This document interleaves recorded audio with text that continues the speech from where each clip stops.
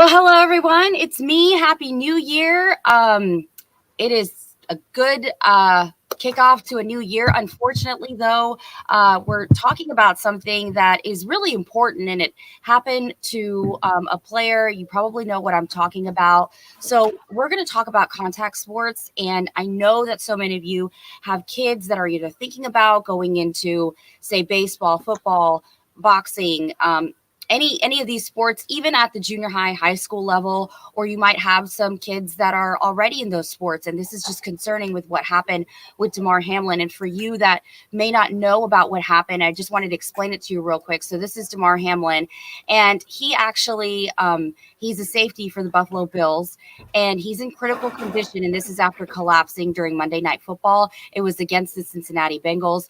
So he did suffer cardiac arrest and collapsed moments after getting up from a tackle on Bengals wide receiver T. Higgins. And obviously, that has just been so traumatic for a lot of people, the NFL community, his team, and Monday Night Football. The game actually got suspended, and it's just been really horrific for just people that don't even know him. So can't imagine what they are going through. And I just wanted to bring in some experts here. So I have Danny Arnold with me, who is the director of Plex. And Danny, you train pro athletes, you train those who are in junior high school. I even know you have like elementary kids, that are just training just to, get conditioned for whatever reason. So we're going to talk to you, and then Dr. John Higgins, who is a cardiologist, about what is happening and what he sees. So two perspectives here that are very, very important. Thank you both for being here today. Welcome, Thank you. So let me first off, Dr. Higgins, what exactly happened to Damar? So he had a cardiac arrest, Rashi, and I want to differentiate those two things that people often kind of get confused. That is a heart attack, which is caused by a sudden blockage of one of the main arteries that supplies oxygen and nutrition to the heart. And typically people, get chest pressure and they're out of breath, et cetera. And they, often have risk factors. They tend to be older, over 35, 40, and they tend to have risk factors like, smoking, hypertension. So that's heart attack.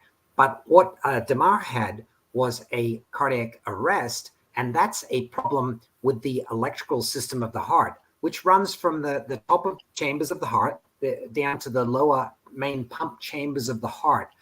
So it's kind of like a short circuit of that electrical system. And what typically happens that this starts speeding up faster, and then the heart muscle just cannot pump the blood effectively and efficiently, and so there's not enough blood going to the brain, and that causes the person to actually collapse and fall down. So this is the word that's been going around in articles. I don't even know how to say it. So is this commodio cordis? Is that how you say it? Yes, commodio cordis, and which actually is Latin, and cordis is the heart, and commotio is basically commotion or confusion of the heart. And what we call this, Rashi, is a mechanico-electric syndrome. So this is one of the known causes of sudden cardiac arrest. And what typically happens is a high velocity or hard projectile kind of hits right over where the heart is. So for common cases that we've seen in the literature include things like a baseball being thrown, a cricket ball, a hockey puck. So high velocity, bam, hits right in front of the heart at a particular time in the electrical cycle of the heart, and that actually brings on that little bit of mechanical force, gets converted into kind of an electrical impulse or blip, as it were, on the ECG, and then sends the person into ventricular fibrillation, which is what causes the sudden cardiac arrest. So when you have, I know that this is something that is obviously, there has to be a lot of factors come in simultaneously to happen what happened with Damar, but there's also this concern about contact sports that has been there for a long time now. So I would say, like, when do you know to caller? Because you keep being asked to, push yourself by coaches or whoever. When do you know it's time to like sit out or something's not right? Because it kind of looked like DeMar got up and he thought he was fine, obviously, then collapsed. So I'm sure there's that pressure. And Danny, I'll ask you about that too. Yeah, well, I think that if you don't feel right yourself, I think you're the best judge probably of how you are feeling yourself, so if you feel off, maybe your energy level is really, really kind of low, or you're getting any of the kind of hard cardiac symptoms, like you're starting to get, maybe a bit more out of breath, chest pressure, maybe you're having some strange kind of palpitations, anything like that. Or if you're just getting dizzy and you feel like, you can't give it your all and you don't have your energy level as usual, then, when I'm talking about the cardiac stuff, that's probably, a time to talk to someone. And certainly the other issue we have here in Texas is, of course, the heat. And, that's also another issue that can cause, people can have kind of heat collapse from that. But I think the issue is, Rashi, with the contact sports is, is there any way we can kind of prevent that? And I think that discussion is coming up again. In football, we have some padding. In soccer, we don't. In other sports, we don't have it to the very front of the chest. I mean, we can teach people, to turn to avoid a projectile, but no one's perfect. So I think those are some of the discussions. Also, the projectile itself. Should we be?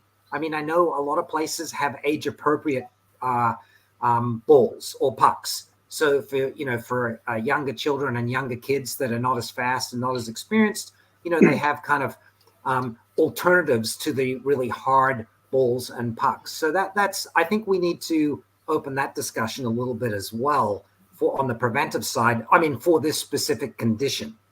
Okay. And I just wanted to go through this because you put this together, which I think is so important. It's the causes of the sudden cardiac death in young adults, which is the worst case scenario. But if you want to quickly go through it. Absolutely, Rashi. So there are kind of four main groups of conditions that we typically see in young athletes. And by that, I'm talking about athletes that are 35 years of age or younger. Older athletes can run into problems with coronary disease. So anyway, the first group are what we call the inherited or acquired cardiomyopathies. So a cardiomyopathy is where the muscle, a myopathy is when a muscle is not kind of able to pump properly. So the main pumping chambers of the heart are not relaxing and contracting properly. So the three common conditions here are going to be hypertrophic cardiomyopathy, which is thought to be one of the commonest causes of sudden cardiac death in the US. And they have a very, very thick abnormal muscle of the heart. Arrhythmogenic right ventricular cardiomyopathy, which is a problem of the right side of the heart, most common in Europe. And then myocarditis or dilated cardiomyopathy. So something, like someone had a bad infection or something, or they might have been born with a heart that just doesn't pump as well. So that's the first group. The second group are what we call the congenital coronary artery anomalies. So the main coronary arteries are sitting on the surface of the heart, and they supply the heart with oxygen as well as nutrients. And, typically when people run into problems with coronary disease later in their life, it's because those arteries get narrowed or blocked with plaque. In this situation, these people are born with the arteries not coming off the right places. So from the get-go, their heart is typically not getting good oxygenated blood and nutrients. And so as they grow, and particularly when they get into kind of more competitive sports, these can rear their ugly heads. The next group is the electrical disorders or channelopathies. So these have to do with the electrical system of the heart. These are kind of quite technical. Long QT, short QT syndrome, Brugada syndrome, Wolff-Parkinson-White syndrome, catecholaminergic polymorphic ventricular tachycardia, and the commotio cordis that we just mentioned. And then finally, Rashi, if someone has a problem not with the pump, but the valves. So the valves are the things that actually open so the blood can kind of flow out of the heart. And then when they close properly, so the blood doesn't go back into the heart. If someone has a problem of the valves, either the valves are really not opening properly, so they're really, really tight, or they may have a big artery coming out of the heart that can kind of break apart, as in the case of Marfan syndrome, or they might have a particular valve condition. Those can be associated with sudden cardiac death. So in other words, Rashi, it can be a problem of the pump.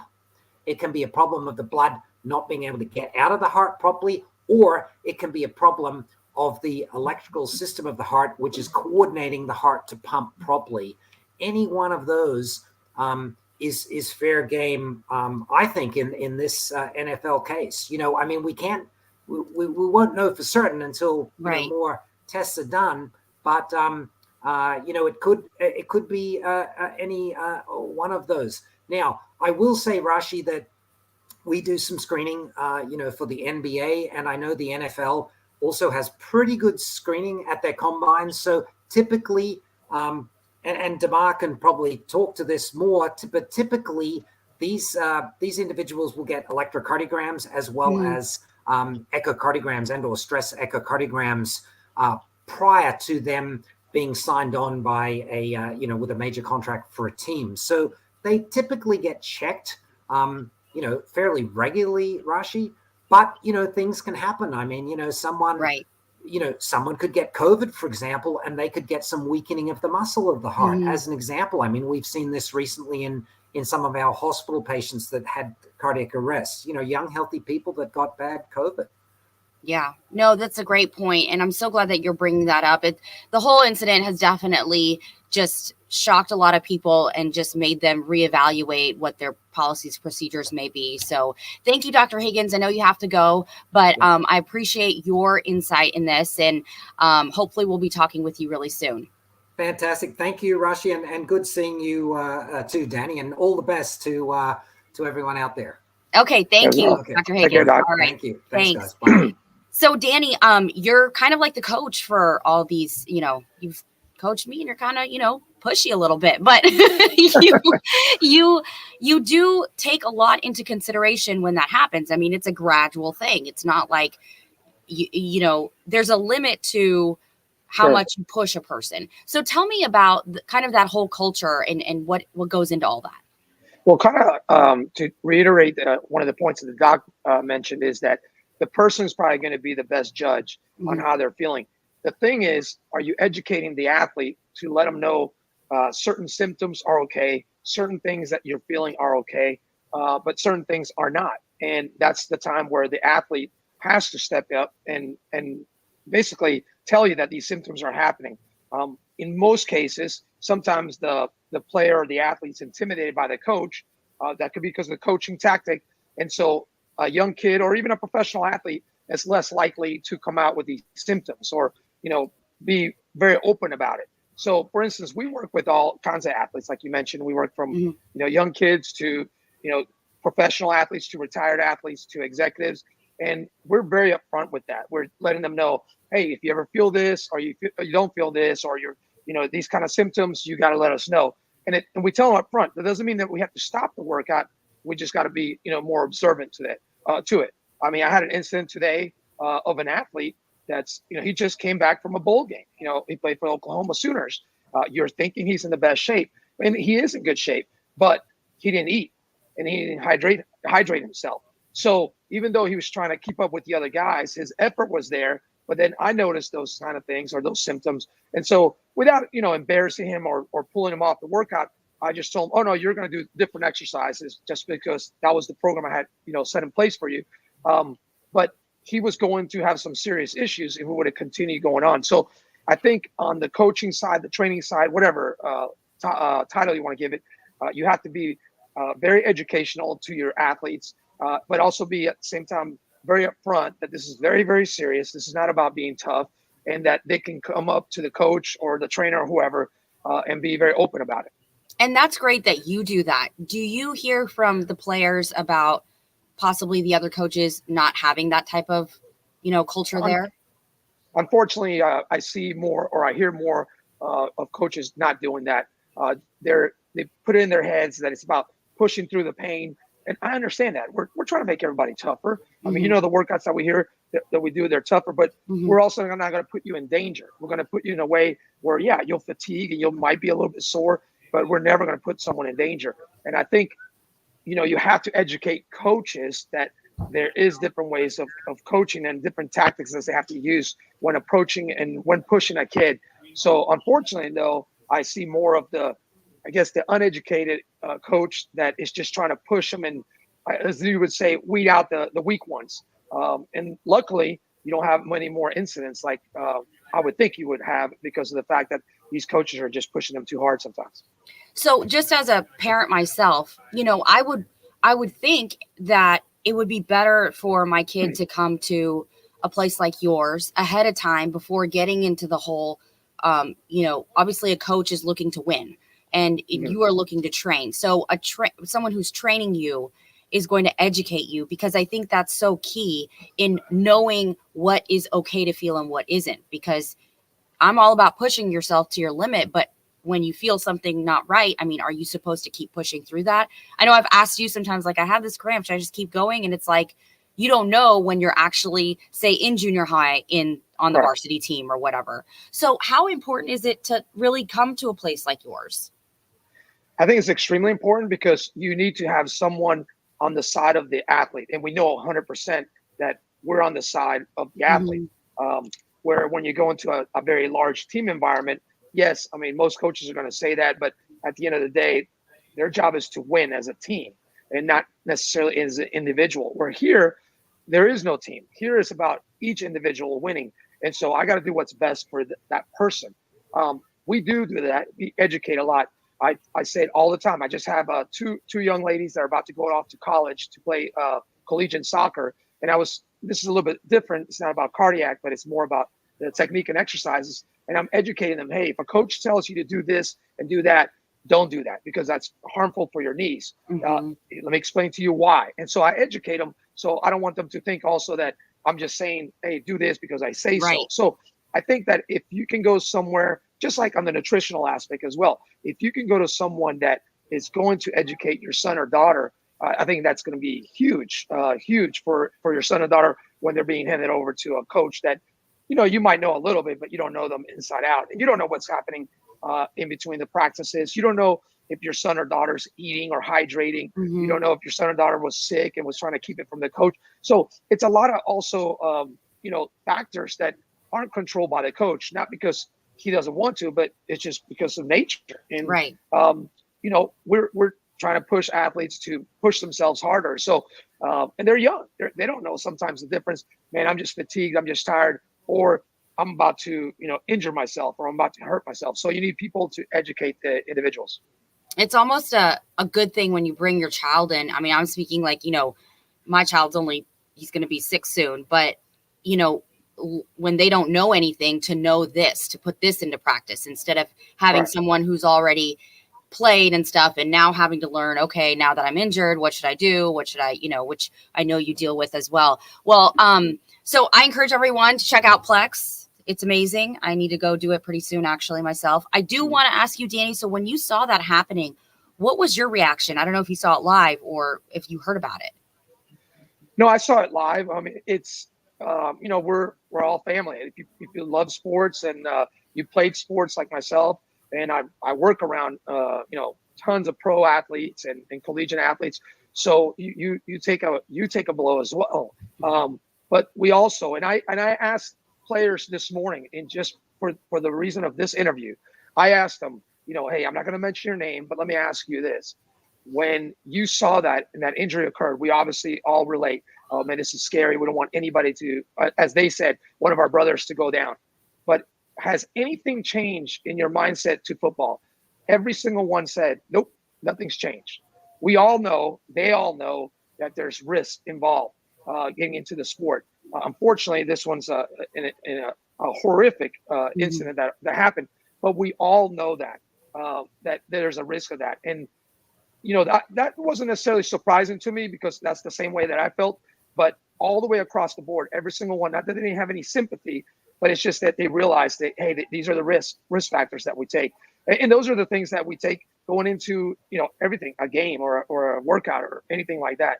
And one real quick point, you mentioned about your son who's 6 years old, but at 6 years old, your son should already be educated on that. Never go out and do sports without being hydrated. That never go out there if you haven't eaten. Never go out there if you're feeling pain in your knee and things like that. And that you have to be responsible to tell mommy and daddy or your coach that you're feeling these things. So don't think because someone's 6 years old that it's too early to start, because the sooner you start educating them, then they're going to be smarter when they're going and unfortunately go across some of these coaches that aren't necessarily the greatest for our kids.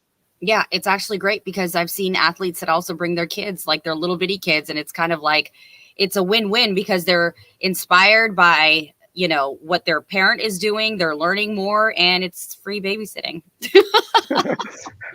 Okay, so that's what I am. I'm glorified. No, I didn't say that. I appreciate it. Thank you.